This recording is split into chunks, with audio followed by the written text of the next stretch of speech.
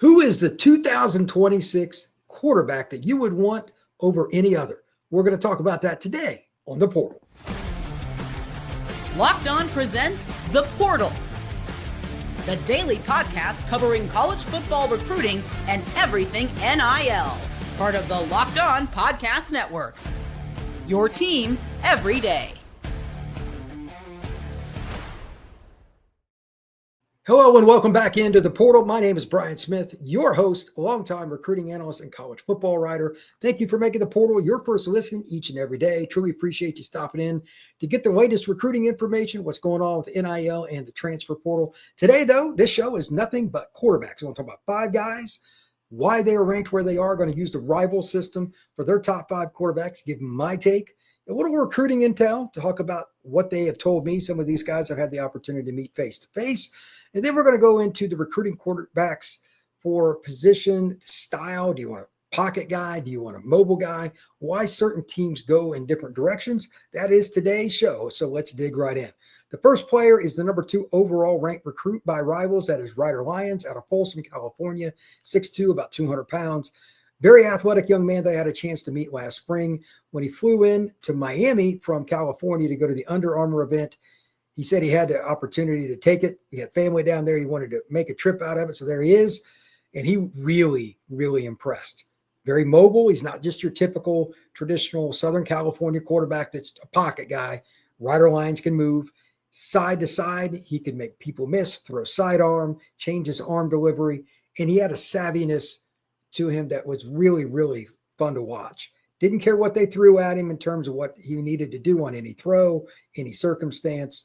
Ryder Lyons was as good as any player in South Florida for the Under Armour event. That's a big deal. South Florida's Under Armour is tremendous every year, and that kid is a guy that, quite honestly, could play for anybody in the country. Number 2 player, again, by Rivals. I have no problem with that ranking. If somebody ranked him number 1, I'd understand that as well. Next up on their list is the number 3 player in the country, and this may be the most difficult quarterback to rank. He plays at Grimsley High School in Greensboro, North Carolina, about 6'3", 6'4", 190 pounds or so. Faizon Brandon, very nice young man, really well-spoken. Really liked being around him when I saw him at Elite 11 just outside of Atlanta last year. But, man, he plays against competition that just can't handle him. And he murdered him as a sophomore. And I've watched a little of his junior film, but I need to see him play against even more competition, and I'm curious to see him come out and do some more this year because he makes guys look just stupid in space. Really, really athletic. When he was at the Elite 11, there were some events that they were doing that he hadn't tried before. This quarterback guru stuff, like this is why you do this is why you do that. He'd go through it. The first time may not have looked fantastic, but the second time through, you could see the light to start to come on. He's a really smart kid. Tennessee got a great quarterback. He is committed to the Vols. And to be honest with you, with his arm strength and his mobility, like if you lose contain against him, it's lights out. He's a guy that can take it all the way. So elite prospect, great kid. He's the kind of guy you want to root for, to be really honest with you. I understand why he is so highly ranked. The only thing is, I just don't think the kids where he's at overall can handle him. It's really hard to grade him. Next up is the guy that if you said, Brian, name the player from this list that you think is the most likely to be drafted in the NFL's first 32 picks the year he comes out. Jared Curtis. He is from Nashville Christian in Tennessee. Small school competition again, but I've seen him at the Under Armour event they had in Nashville last year. He has a gun, and he also has something else that's very, very important. Savvy. Just like Ryder Lyons, he's a guy that just figures it out. Here's an example. At the Under Armour event, it was windy that day. He got a snap, and it kind of went over to the right. It got on the ground. It was a one-on-one. It wasn't a route on air, and the guy was running an out route. Well, if you throw weight on an out route, of course, against good competition, there's a chance it's going to go the other direction.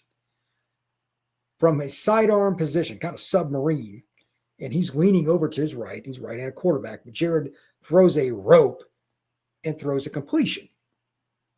I happened to be standing behind the receiver on the sidelines just watching him. I didn't know where the ball was going, but I'm like, that is one of the best throws I've seen this year. The wind was in his face. He's leaning over. He's got to make an awkward throw. and he puts it exactly where he needs. Jared Curtis is a special, physically gifted talent. That being the case, just like Faizon Brandon, just like Ryder Lyons, he's the kind of guy you want to be around. That's going to attract people. He is a former Georgia commit. We'll get into the recruiting stuff in a little bit, but his recruitment is wild, and it could change what's going on with some of these other kids too. Next up, this is a kid that is a Southern California quarterback. Again, Brady Smigiel out of Newberry Park, 6'4", 200 pounds, 210 pounds, something like that. A little more traditional Southern California quarterback, formerly a Florida State commitment.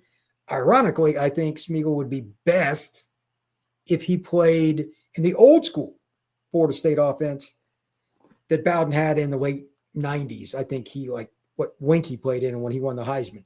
Run a few times a game, a bootleg, a naked boot, a waggle, something like that, and maybe a quarterback draw, quarterback sneak. But he can run a little more than that. But it's just if you go four wide and throw a lot of verts, a lot of posts, he has a natural affinity for throwing the deep ball. And Curtis, like he's the fourth player in the country. Smigiel is not much further down the list for rivals. He's at 13. And he's got schools across the country lining up now that Florida State and him have parted ways. I think Michigan from a fit perspective would be great. But again, it just depends on what you want. But a little more traditional pocket quarterback.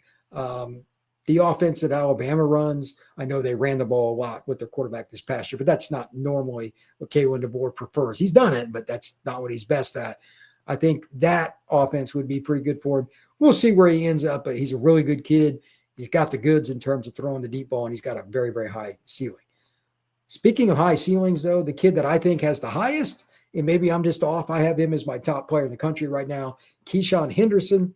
He's out of the Houston area, and to be honest with you, 6'3", 190 pounds, I don't know what position would be better for him. Is it receiver? Is it free safety? Is it corner? Is it quarterback? Whatever. 6'3", 190 pound, Legacy Sports and Sciences High School, just on the north edge of town.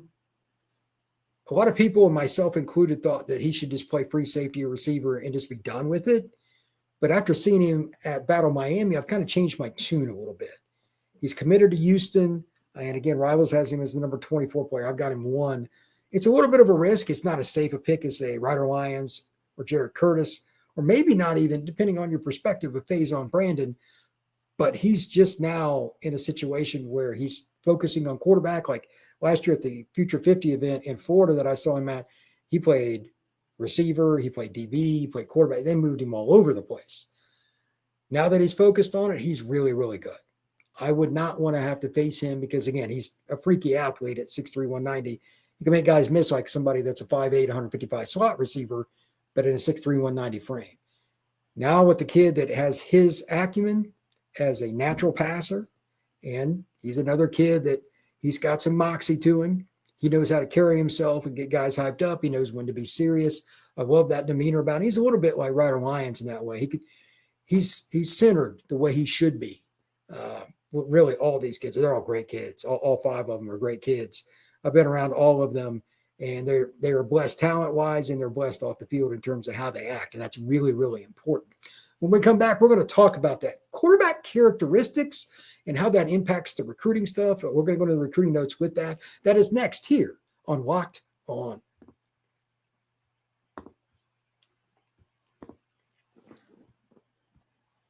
Attending NFL playoff games is an experience like no other. The energy, the excitement, and the connection with other fans is unmatched. With the Super Bowl coming up, I'm sure a lot of people would love to get their hands on tickets. But even if you just went to a normal playoff game, that's the kind of energy and excitement that you can't ever forget. So Game Time also has something that makes it a little bit easier for you, and it's called Game Time Picks. This is something that I've looked at, whether it's going to a basketball game, looking at concerts, go to something for music, whatever it may be. If you want to take your wife to the movie, once you're in the app, you just click on Game Time Picks, and it shows you the best deals. Also, the great thing about Game Time, this is probably my favorite feature, you have the ability to see your seat. You click on it, it shows you the venue right from your phone or your tablet. Take the guesswork out of buying tickets with Game Time. Download the Game Time app, create an account, and use code LOCKEDONCollege for $20 off your first purchase. Terms apply. Again, create an account and redeem code LOCKEDONCOLLEGE for $20 off. Download Game Time today. Last minute tickets, lowest price guaranteed.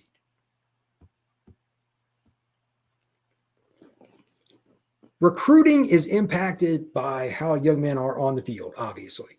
But did you know that a lot of coaches, from the conversations that I've had over the last several years, it's quite a bit more about what they do off the field, not only in preparation for the game, but how they handle themselves with the media, how they handle themselves with their teammates or at a camp, like the ones I'm talking about. Elite 11, Under Armour, Future 50, all these things that go together in some way. Future 50 is Under Armour, by the way, but all these things go together. So when they get on the field, the people in the stands, they want to see those kids. The players on the team, they want to play with those guys.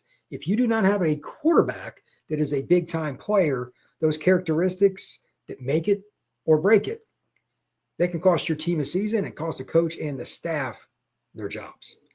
So all the 5 kids that Rivals have, I think they did a great job. Again, we can argue on the exact order, but if you want to say the top 5 quarterbacks in whatever order you want are Ryder Lyons, no problem there. Faizon Brandon, no problem there. Jared Curtis, Brady Smigiel, Keisean Henderson, any of those 5, I have no problem with it. They all have those traits off the field from being around them that I like. And I want to extend that for a second. Diabell is a kid committed to Texas, plays in American Heritage in South Florida. His dad was an NBA basketball player, great guy, Raja Bell. He's always cool when we see him on the circuit. Noah Grubbs, kid from Lake Mary, Florida, super person off the field. He's recruiting hard for Notre Dame where he's committed. He's the kind of guy you want to be around. Landon Duckworth, quiet kid from South Alabama that could go wherever. He was originally committed to South Carolina, easygoing. Jaden O'Neal, kid from Southern California that's committed to Oklahoma. These are all good dudes. Don't think that doesn't count, because it does. It matters a lot. Not just how Rivals ranks or I do, but coaches. And it changes how the dominoes fall every single year. There's always a couple of quarterbacks that you're like, okay, yeah, he's got the goods. Then you meet him or you speak with the young man on the phone, or how they act to people around them. You're like, yeah, maybe not. Those are the kids, while the ranking may not reflect it directly, it's touchy dropping kids in rankings. Believe me, it's a big deal. Those are conversations I've been a part of for a long time, and they're not fun, but it is what it is. That's why oftentimes it's not the ability to get the ball to the receiver or the running back or the tight end. It's not the ability to make the linebacker miss on the RPO. It's how you treated people off the field, including your teammates. That's why I think these kids that we're looking at here, they're all big-time players. They all have a chance to end up being the top quarterback in the 26 class. There's still a ways to go. If Diabell ended up being the number 1 guy, would it shock me? No. He's not in the top 5 for Rivals right now, but he could be. No doubt. He's an electric football player.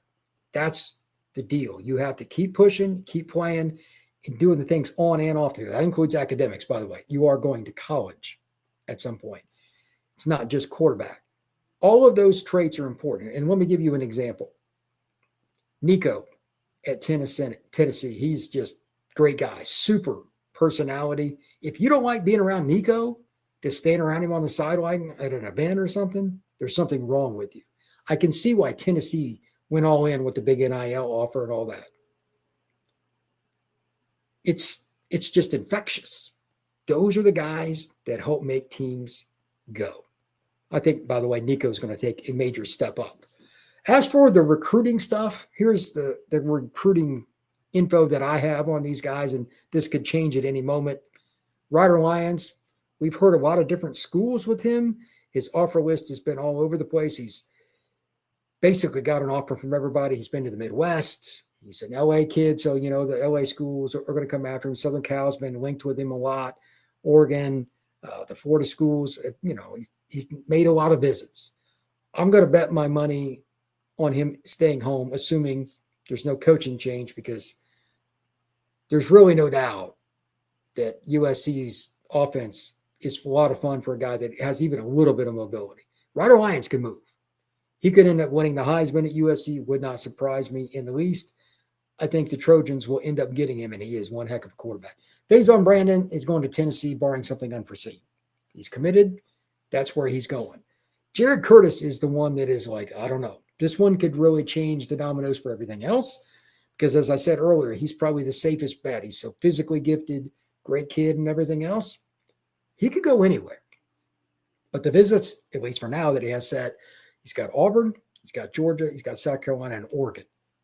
I don't know if he's going to take more than that. If you didn't know, the NCAA no longer limits the official visit count to 5. It's unlimited, but this stuff gets really hard on you. The travel beats up on you. The school, especially the quarterback, they want you to commit earlier because there's only so many that they really covet.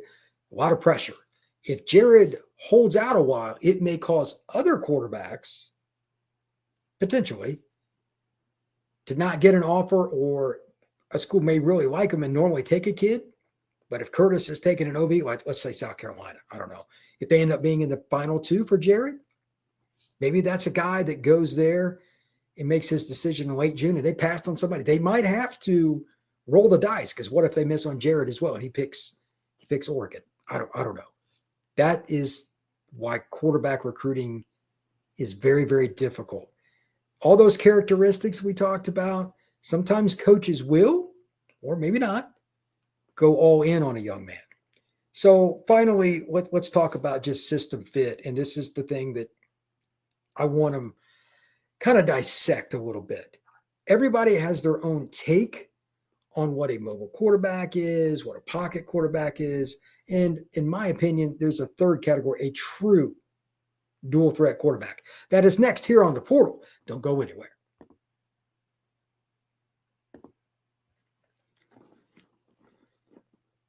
Quarterback play has long since been determined in 2 categories, but it should be 3.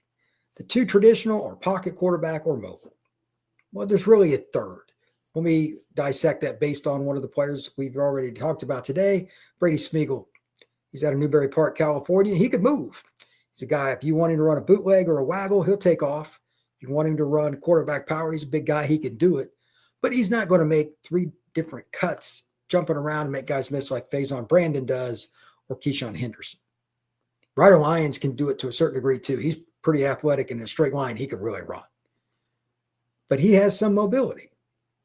In today's world, he would be a mobile quarterback. That's fine. Traditionally speaking, that's true too, but he's not Randall Cunningham. He's not Michael Vick. He's nobody like that, but he's still mobile. But a true dual threat is the guy that if you, on any given play, put him at slot receiver, you're like, yeah, he can play that. That is my definition of a slot receiver. And here's a great way to look at this. Rich Rod is back at West Virginia, his old stomping grounds. He needs that third category. He needs that make you miss, electric, running back, playing quarterback guy. Remember Shoelaces at Michigan when Rich Rod was there? He needs that kind of player. You got to have a right fit. Not everybody has that. At the same time, that's okay. There is no one stylistic preference that works for everybody. May he rest in peace, but the Pirate, when he was at Mississippi State, when he was down Texas Tech, when he was at Washington State, he had some statues at quarterback sometimes where guys at least weren't all that mobile. He still won. Do you find the right fit for what you do? So while I've talked about recruiting rankings today, and they are vital in the sense of building your brand and making sure that prosperity is there for your program, you have to find guys to do what your offense is meant to do. And or hopefully, I'm hoping more coaches do this in today's modern era, they adapt to the player as they get better. Maybe they get more mobile. Maybe they get faster. Maybe they get stronger in a way where they're confident to leave the pocket and go take off a little bit more, even if it's somebody like Brady, who's probably not going to run a ton in college. But if you get 3rd and goal on the 2 and he runs a naked boot, he can score. Got to use the players that you have. So that changes the recruiting board for a lot of people, and even in the rankings. Everybody has preference on that too. Some of the guys that I know in the recruiting industry like guys that can run a little bit more, and some others prefer a guy that prefers to stay in the pocket and find his targets. It is what it is. So those are just some of the guys to talk about.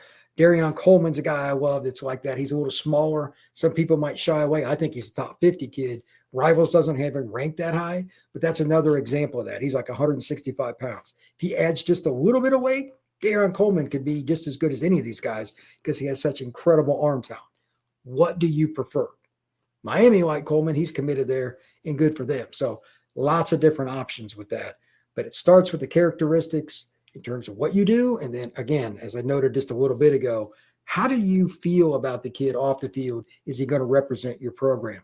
That's why these schools go after kids or do not more often than not. It's a really inexact science to begin with, scouting quarterbacks, but that's one of the biggest factors anymore. Attitude, personality, who do you want to be around with? College coaches look at that stuff and they ask guys like us, hey, what'd you think of that kid? What are his parents like? What are the people around him, the 7-on-7 organization he's with? How did he handle himself at the Under Armour event? Those are questions that get bandied about in some way, shape, or form with many kids. And no position more than the signal caller. I guarantee it. That is a lock, stock, and barrel guarantee. Thank you once again for making the portal your first listen each and every day. Going to be here each and every day to talk about college football recruiting, NIL. Definitely you're going to talk about the transfer portal, especially when it heats back up. Don't forget, there is a second portal window that opens up in the spring. We'll be back for that stuff. But right now, we're going to be breaking down recruiting news every day, who committed, all the guys that are coming up on the rankings, going to do a commitment show on some big guys when they come around, talk about them, have guys from other Locked On shows on all throughout this week and the next couple of weeks, talking about the 25 classes. We got all kinds of stuff coming on in the portal. It's going to be a very busy start to this show. Come back and make sure you check us out again. Hit that like button, that notification bell, and share this podcast for anybody that you know that loves recruiting and any kind of roster management. The portal is the place for you. You can find all the latest news at FB_Scout_Florida. That's FB_Scout_Florida on X. I will see you again on Sunday. Everybody have a good one.